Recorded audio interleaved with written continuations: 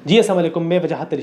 अभी हालिया साइप्रस से विज़िट वीज़े पे होके आया हूँ। बहुत ज़्यादा लोग पूछ रहे हैं, सवालात कर रहे हैं, पूछ रहे हैं कि ये तफसील हमें फ़राहम की जाए कि आप किस वीज़े पे गए थे, किस तरह गए थे, कौन सी दुश्वारियाँ पेश आई थी, रास्ते में क्या क्या चीज़ें थी और कौन कौन से डॉक्यूमेंट्स इसके लिए रिक्वायर्ड होंगे। ये वीडियो मैं इसलिए बनाना चाह रहा हूँ कि बहुत ज़्यादा लोगों की क्यूरी आ रही है, इनबॉक्स में भी आ रही है, फेसबुक पे भी आ रही है, व्हाट्सएप पर भी आ रही है, बहुत ज़्यादा लोग सवाल पूछ रहे। तो सोचा कि एक वीडियो बना लूँ और उसमें ये सारी तफसील आप लोगों के साथ शेयर कर दूँ। सबसे पहले साइप्रस के डॉक्यूमेंट्स कौन कौन से रिक्वायर्ड होते हैं। इसमें आप लोगों का 2 साल का इनकम टैक्स, जो 2 साल का जो आपने टैक्स रिटर्न किया होता है वो लाजमी होना चाहिए। आप फाइलर लाजमी होने चाहिए और इसके अलावा बैंक स्टेटमेंट लाजमी होनी चाहिए। बैंक स्टेटमेंट अगर आपकी 4 से 5 लाख तक हो तो ज़्यादा बेस्ट है, अगर इससे ज़्यादा हो तो और भी चलेगा। मिनिमम 4 से 5 लाख तक होना चाहिए। तो आपके एक अकाउंट है या दो है, आपका कोई बिजनेस अकाउंट है तो वो लाजमी उसमें ऐड कर दे, उससे केस मजबूत हो जाता है। अब पासपोर्ट्स आपके, मिसाल के तौर पर आपने 4 पासपोर्ट्स बनाए हैं तो चारों के चारों आपने एम्बेसी में सबमिट करने होंगे। अगर इन चारों में से मिसाल के तौर पर आपका एक पासपोर्ट मिसिंग है, चोरी हुआ है या गुम हुआ है, तो उसकी प्रॉपर थाने से रिपोर्ट FIR आपने बनानी होगी और वो आपने फॉरेन ऑफिस से अटेस्ट भी करनी होगी। इसके अलावा आपका पुलिस क्लियरेंस सर्टिफिकेट होना चाहिए, वैलिड होना चाहिए। जितना ज़्यादा नया आपने बनाया हो उतना अच्छा होता है और वो भी आपने फॉरेन ऑफिस से अटेस्ट करना होगा। जब आप ये पासपोर्ट, ये बहुत क्रूशल चीज़ है, ये अक्सर लोग नेगलेक्ट करते हैं और मैंने वहाँ पर एम्बेसी में खुद जाके इस चीज़ को देखा कि एक बहुत बड़ी वीगो गाड़ी में एक फैमिली आई, उसके साथ गार्ड्स वगैरह भी थे और उन्होंने इस तरह ये डॉक्यूमेंट्स अपने सबमिट कराए। तो उनका एक पासपोर्ट मिसिंग था तो उन्होंने कहा कि हम नहीं ले सकते क्योंकि आपका पासपोर्ट मिसिंग है, तो आपने FIR लाजमी लानी होगी और उसके साथ आपने उसको फॉरेन ऑफिस से अटेस्ट करना। उन्होंने बहुत कहा लेकिन उन्होंने माजरत कर ली, उन्होंने नहीं लिया। तो ये चीज़ बहुत ज़्यादा क्रूशल है, बहुत अहम है। जब आप अपने अब जो आपका थाना होता है, पुलिस स्टेशन होता है, वहाँ से आप FIR बनाकर जब आप उधर फॉरेन ऑफिस जाते हो तो यहाँ इस्लामाबाद में एक मार्केट है, अपारा मार्केट, वहाँ से आपने उस FIR को इंग्लिश में लाजमी कन्वर्ट करना होगा। तो जो इंग्लिश में कन्वर्ट करते हो और जो FIR थाने से आप लेते हो, इन दोनों को आपने फॉरेन ऑफिस से अटेस्ट करना होगा, तब जाकर आपने इनको साइप्रस की एम्बेसी में सबमिट करना होगा। 11 बजे तक ये सारे डॉक्यूमेंट जब आपके कंप्लीट हो जाए। इसके अलावा मजीद डॉक्यूमेंट से मतलब आप क्या काम क्या करते हो, अगर आप बिज़नेस करते हो तो बिज़नेस डॉक्यूमेंट होना चाहिए, लेटर हेड पे सारी चीज़ें होनी चाहिए। अगर आप एम्प्लॉय हो तो आपकी कंपनी से आपका सारा अप्रूवल होना चाहिए और कंपनी से इजाज़तनामा भी होना चाहिए कि हाँ, इस बंदे को हम लोग इजाज़त दे रहे हैं कि यहाँ से यहाँ तक ये छुट्टियों पर है और ये जा सकता है जिधर भी चाहे। तो ये इस तरह चीज़ें होनी चाहिए। इसके अलावा जब आप ये सारे डॉक्यूमेंट्स रेडी कर देते हो तो जब आप इनको सबमिट करते हो उधर, तो 11 बजे तक साइप्रस एम्बेसी डॉक्यूमेंट सबमिट करती है और 4 बजे तक आपको उसी दिन रिपोर्ट दी जाती है कि आया आपका वीज़ा अप्रूव हो गया है या नहीं हुआ। तो मतलब ये एक दिन में आपका वीज़ा लग जाता है और आप इसको ऑनलाइन भी चेक कर सकते हो।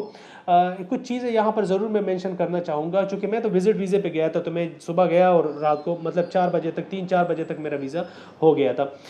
बहुत ज़्यादा स्टूडेंट्स थे वहाँ पर और उनमें से कुछ इस तरह के स्टूडेंट्स भी थे कि वो ये कह रहे थे कि हम 1.5 महीने से आ रहे हैं। तो मैंने कहा यार वीज़ा तो एक दिन में लग जाता है, आप 1.5 महीने से क्यों आ रहे हो? कहते कि हमारे डॉक्यूमेंट्स में कुछ मसला होता है।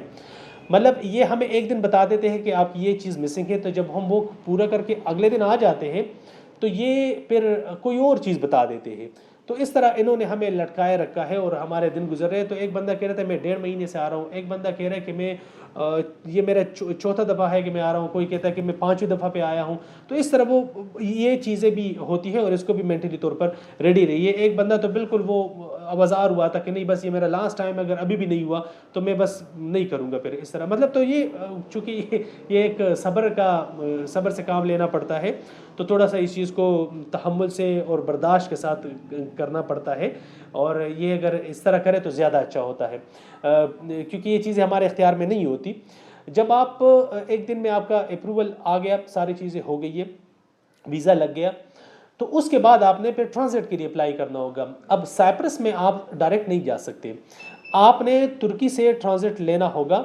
अगर आप KPK से बिलोंग करते हो तो आपने अनातोलिया ऑफिस डीन्स प्लाजा में है, वहाँ पर जाना होगा और वहाँ पर आपने अपने डॉक्यूमेंट सारे चीज़ें जो है और जो साइप्रस का आपको वीज़ा लगेगा, और ये पेपर वीज़ा होता है, स्टिकर नहीं होता। तो आपने वहाँ ये सारे डॉक्यूमेंट सबमिट करने होंगे, और वो अब उन पे डिपेंड करता है कि आया वो आपको ट्रांजिट देते हैं या नहीं देते, लेकिन मोस्टली दे देते हैं। जब आपका साइप्रस का वीज़ा लग जाता है और आप ट्रांजिट के लिए अप्लाई कर रहे हो तो वो दे देते हैं फिर। तो नॉर्मली उनका टाइम होता है 15 से 20 दिन। और उनकी हाँ, एक फ़ी के हवाले से मेंशन कर दूं कि साइप्रस वीज़ा की फ़ी है 6,000 रुपये, और जो तुर्की ट्रांजिट के लिए अप्लाई करते हो तो वो 81-82 हज़ार बन जाते हैं। इसमें 32-33 हज़ार इनकी वीज़ा फ़ी है, और जो इंश्योरेंस है और जो टैक्स वगैरह सारी चीज़ें मिल मिला के बन जाती है कुछ 81-82 हज़ार बन जाती है इस तरह। तो 82 हज़ार आप जहन में रख लें इसको, कि ये आपने एडवांस में पे करने होंगे वहाँ अनातोलिया ऑफिस तुर्की ट्रांजिट के लिए जब आप अप्लाई करते हो।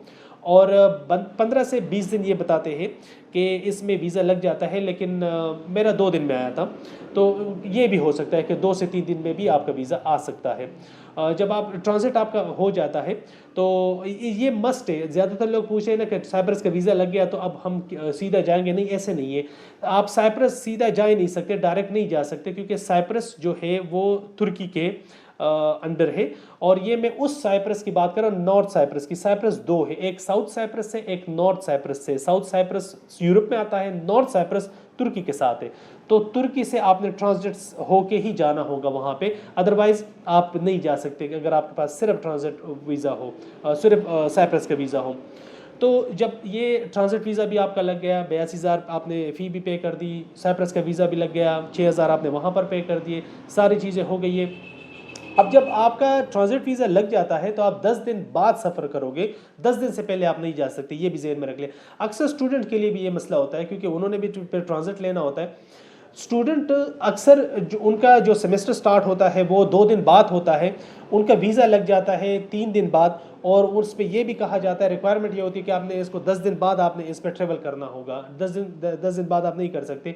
तो उस स्टूडेंट के लिए भी लाजमी इंफॉर्मेशन है कि आप अपनी यूनिवर्सिटी को टाइम पे इन्फॉर्म कर दें कि ये मेरे साथ ये सिचुएशन आई है, तो मैं अगर सेमेस्टर के लिए वहाँ पहुँचूँगा तो मैं 15 से 20 दिन या फिर 10 से 15 दिन लेट पहुँचूँगा। तो ये लाजमी आप अपनी यूनिवर्सिटी को इन्फॉर्म कर दें, क्योंकि मेरे साथ एक स्टूडेंट था और वो चूँकि मेरे साथ अप्लाई कर रहा था, लेकिन मैंने उससे पहले कर दी, तो मुझे वीज़ा लग गया और अभी उसको नहीं लगा था, और उसका सेमेस्टर स्टार्ट होने वाला 3 से 4 दिन में, तो उसके लिए मसला आया था। फिर मैंने उसको गाइड किया कि यार ये इस तरह कर दे, आप यूनिवर्सिटी को लाजमी इन्फॉर्म कर दे, और माशाल्लाह उसका हो गया। जब ये सारी चीज़ें हो जाएँ और जब वहाँ पर आप चले जाओ, तो जब आप साइप्रस पहुँच जाओ, वहाँ से जब आप एग्ज़िट लोगे तो इसको जहन में रखिए कि आपसे ठीक ठाक क्यूरी होगी। आपको इमिग्रेशन ऑफिस में बिठाया जाएगा, आपसे पूछताछ की जाएगी, आपका फेसबुक अकाउंट चेक किया जाएगा, आपका गूगल पे अगर कोई अपीयरेंस है वो चेक की जाएगी, आपके यूट्यूब पे कोई चीज़ें हैं तो वो सारी चीज़ें चेक की जाएगी। मतलब ये सपोर्टिंग चीज़ें हैं। आपका अगर प्रोफाइल पाकिस्तान में स्ट्रॉन्ग है और अगर आप यहाँ पर सही तरीके से काम कर रहे हो तो कोई ज़रूरत नहीं है, मतलब आपको हेजिटेट होने की कोई ज़रूरत नहीं है। लेकिन अक्सर वो लोग हो जाते हैं, डाउट में आ जाते हैं कि यार एक हमारे मुल्क की कुछ हालात इस तरह है आजकल कि हम जब इस तरह यूरोपियन कंट्रीज़ में चले जाते हैं तो हमारे लिए थोड़ा सा मसला हो सकता है। तो साइप्रस में भी आप लोग रेडी रहिए कि ये सारी चीज़ें आपसे ठीक ठाक क्यूरी हो सकती है। मैं जब गया 5 ऑफिसर्स थे, मुझे इमिग्रेशन लाइन से निकाल के ले गए थे एक इमिग्रेशन ऑफिस में, और वहाँ पर 2 मेल ऑफिसर्स थे और 3 फीमेल ऑफिसर्स थी, सारे बैठ गए और इस तरह। तो मतलब वो चीज़ें देखी जा सकती है और इस तरह क्रूशल वे में पूछी भी जा सकती है। तो कोशिश कीजिए कि आप लोग सोशल मीडिया का जो यूज़ कर रहे हो इसको प्रॉपर तरीके से और बेहतर तरीके से कर लिया करें। बिला ज़रूरत और बिला वजह किसी बहस में ना पड़ लिया करें, क्योंकि अगर आपका कोई पोस्ट या फिर आपने किसी जगह पर कोई कमेंट भी किया हो तो वो आपके लिए दर्द-ए-सर बन सकता है।